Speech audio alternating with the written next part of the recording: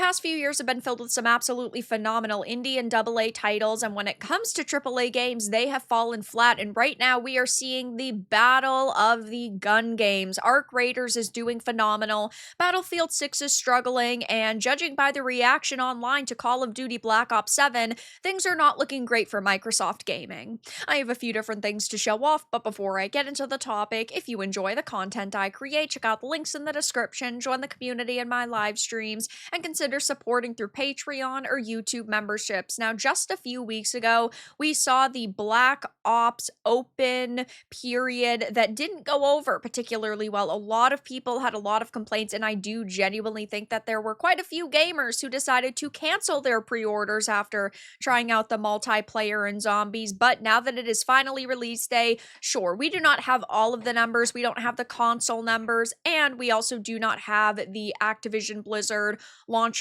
figures itself, but judging by Steam, judging by the reaction on social media, things are looking very grim for Black Ops 7, while Arc Raiders is doing phenomenal. Just yesterday, Arc Raiders actually released their community event for the new map, and within 24 hours, it released, and they knew clearly that the map was going to be able to launch on Call of Duty launch day, so this was a very aggressive move by the studio, and I don't blame them. I love seeing Call of Duty have some serious competition, but it looks like they would have had problems just by their own doing, because right now we are seeing a major amount of backlash online. First of all, on Black Ops 7 release day, we're seeing Arc Raider release their new map. Microsoft Gaming has some serious competition. Looking over on Twitch, Call of Duty at one point had 124,000 viewers when Arc Raiders had 220,000. Now, the thing with Call of Duty is that over the next couple of days, I'm certain that it's going to overthrow Arc Raiders simply because you are going to see more deals, them paying streamers to promote their game, them paying content creators to cover their title. And so all of these games right now are sort of in the honeymoon period. Battlefield 6, Black Ops 7, and Arc Raiders all are competing for, I would say, generally the same audience. So in 2 months, come the beginning of January, we are really going to see, once the honeymoon period wears off, which games are actually still around, still being heavily played, which one players are resonating with the most. Now, with something like Arc Raiders, they have said that they have about a 10-year roadmap. We heard the same thing with Halo Infinite. They just decided to stop development on that after only 4 years. So companies can make a lot of promises, but it's only been a couple of weeks since release, and they're already launching new Arc bots. They're already releasing new maps. They're already releasing new guns and new items, and it just seems that they are so much more passionate. This weekend, we also were seeing the release of Where Winds Meet, which had 10 million pre-registrations. I think that that is also going to do pretty good. So right now we're just seeing a lot of indie and AA games truly dominating, and I love that Microsoft has some competition. Early impressions of Call of Duty Black Ops 7's campaign have been utterly scathing. It's actually impressive. I didn't realize a COD campaign could be so bad. It is by far the worst campaign ever. Abysmal dog shit. Black Ops 7's campaign has to be a comedy. There's no way a multi-trillion-dollar company greenlit this. Holy shit, Call of Duty is genuinely creatively bankrupt. Thank God for Game Pass. Yeah, after playing the open beta or access period, I decided I wasn't going to play it on Game Pass. I wasn't going to buy it. I wasn't going to support this at all whatsoever. It genuinely doesn't deserve it.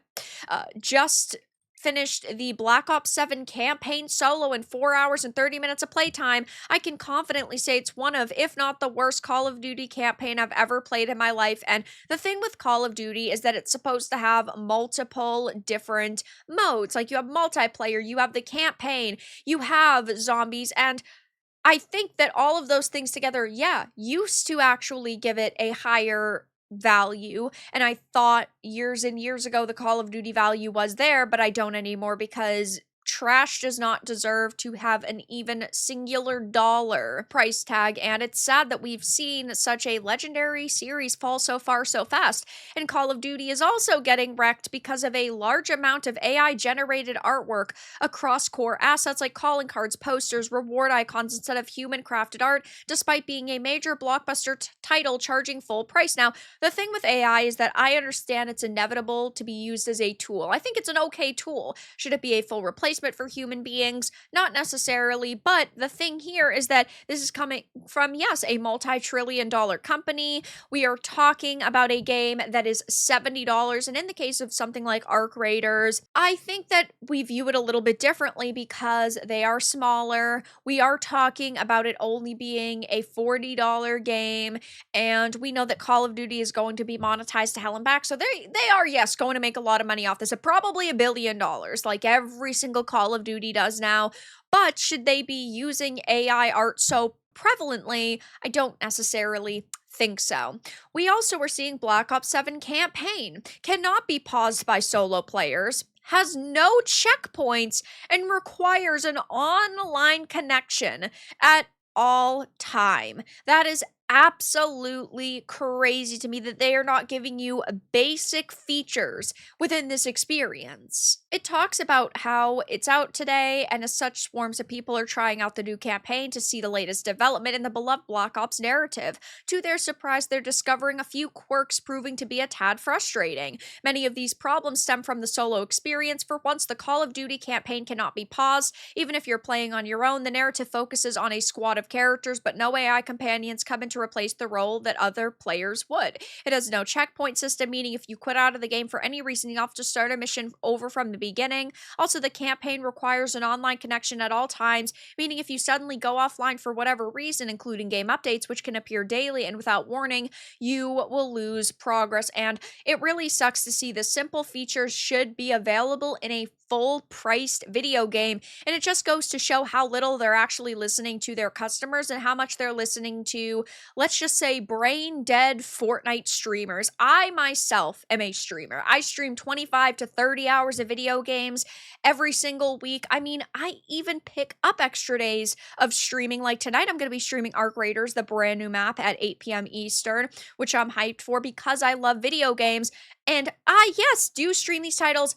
They need to put customers first. Stop putting streamers first. Stop putting content creators first. Make good games, and the content creators will show up to support them. But even the movement is different because they're trying to appeal to Fortnite players. They're trying to make the title as quickly as possible for these streamers that have, a very short attention span. And that does suck to see. And that's why, I'm not particularly sad that Call of Duty is, going to face some problems. Again, I'm certain that it is going to sell pretty well, but reception is very important in this day and age. The game just came out today, and it is already at mixed over on Steam. Not recommended. You can't even pause the campaign because it's designed like Warzone. It's a disaster. They messed everything up. To top it all off, you have to play in co-op, and they give you the experience for both multiplayer and Warzone. They absolutely messed it up.